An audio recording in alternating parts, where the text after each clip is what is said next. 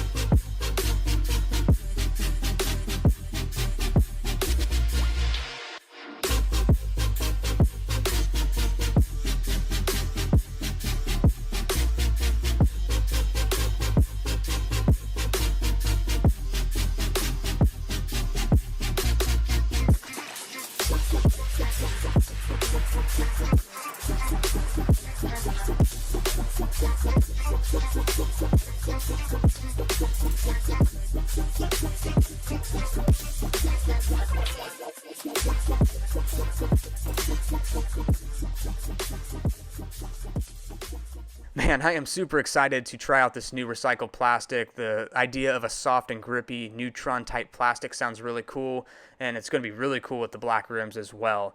But the moment y'all been waiting for, what is up with the Uplink and the Paradox, 2 new mid-ranges from MVP and AXIOM? Let's go over to the PDGA's website and see what they look like.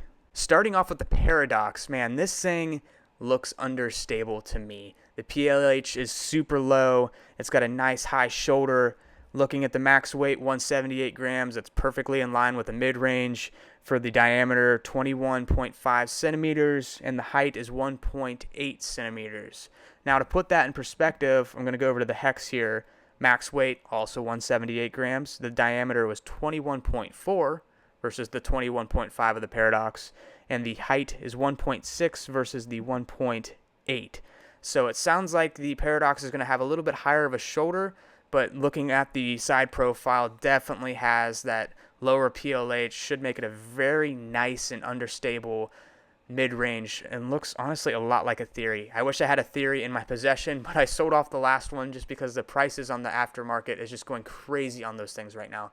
So I had no choice but to sell my last Theory. So right now, throwing the Electron Matrix for my Understable slot, so I can't really wait for the Paradox too much longer. It's going to be super sick once that's released. But moving on, Uplink, in typical MVP and AXIOM fashion, usually the MVPs are a little bit more stable than the AXIOMs. They like to complement each other.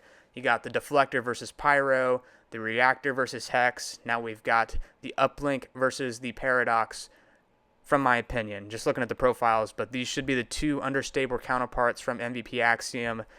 In my opinion, the Uplink should be a little bit more stable, hold a much straighter line without wanting to turn as bad.